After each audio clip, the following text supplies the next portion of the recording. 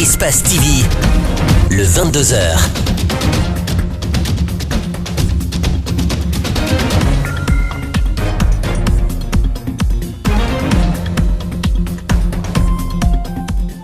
Bonsoir à tous, merci de nous rejoindre sur Espace TV et bienvenue à ce 22h, la grande édition de la soirée. Tout de suite, le sommaire. À la veille de la célébration de la fête nationale de l'indépendance, des chefs d'État et de gouvernement Rally Conakry, en toile de fond, assisté aux festivités des 60 ans de la Guinée, les échos de l'arrivée de certains chefs d'État et de gouvernement dans ce journal. Au sommaire également, à la rencontre des étudiants guinéens vivant en Russie. Ils étudient dans des conditions difficiles et se sentent oubliés par l'État guinéen. À suivre leur cri de cœur dans le reportage de Mohamed Valek Touré qui rentre de la Russie.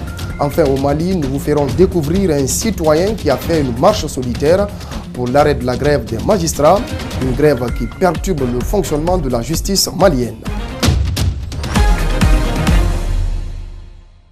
Voilà pour le sommaire, bienvenue à tous. À la veille de la célébration de la fête nationale de l'indépendance guinéenne, ce sont plusieurs chefs d'État et de gouvernement qui rallient Conakry.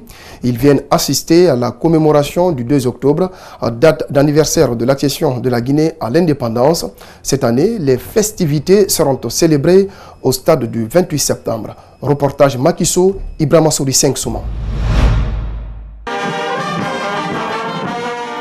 Du 10 octobre 1958 à nos jours, cela fait 60 ans que la Guinée vole de ses propres ailes avant tous les autres pays d'Afrique qui étaient sous la domination de la France métropolitaine. À cette date anniversaire, le Mali, le Tchad ou encore la Tunisie sont entre autres les pays dont les délégations ont foulé le sol guinéen ce lundi. Dans le salon d'honneur, ils sont reçus par Alpha Condé, le président de la République, après tous les honneurs militaires réservés aux hôtes à cette occasion.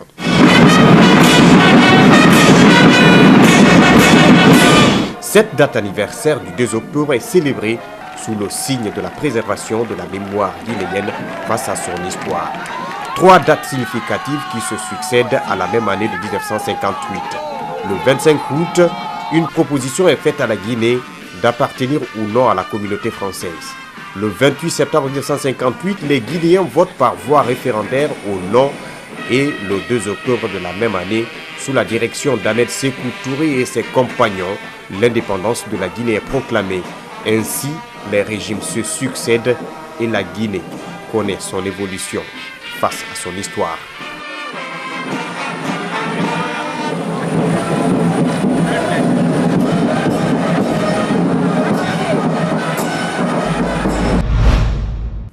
Les jeunes participent activement aux préparatifs des festivités du 2 octobre.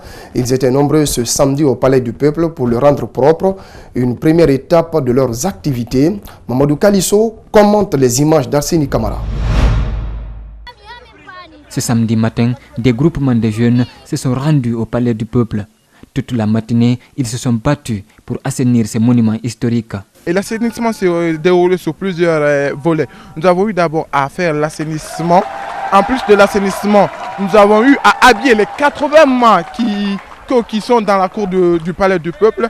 Après, nous avons entonné ensemble, dans une communion et dans une synergie d'action, l'hymne national pour donner le ton de la célébration des 60 ans d'indépendance de notre souveraineté.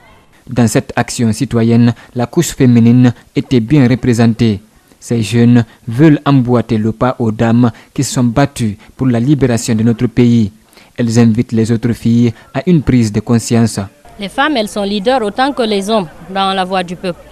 Et j'en suis un exemple. Je suis membre fondatrice de la voix du peuple. Depuis le début, nous sommes là comme les hommes. Et ce n'est pas pour dire que les femmes ne sont pas représentées, mais les femmes sont bien là. L'assainissement du palais n'est qu'une étape. Ce lundi et le mardi 2 octobre, d'autres actions participatives sont prévues pour célébrer l'an 60 dans la beauté.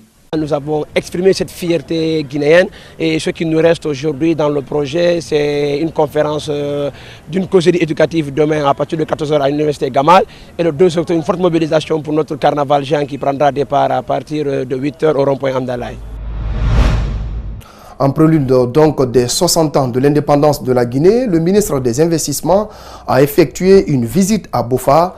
Gabriel Curtis s'est imprégné de l'état d'avancement des préparatifs.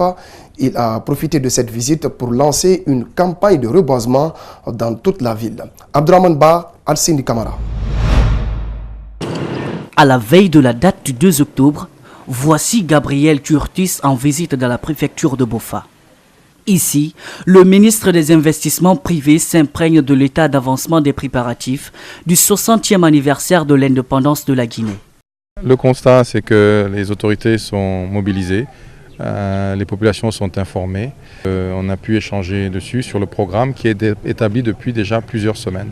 Et je remercie d'ailleurs les autorités, particulièrement la préfecture, madame le préfet et tous les élus locaux.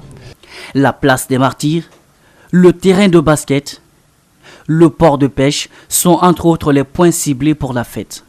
Une raison qui explique ces travaux de rénovation sur ces places publiques.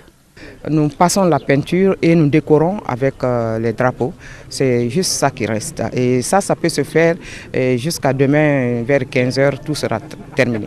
Et nous avons demandé à tous nos ressortissants de venir fêter avec nous ici dans leur préfecture natale. Au cours de cette visite, le ministre a rencontré les notables des lieux, donné les dernières directives pour boucler les préparatifs.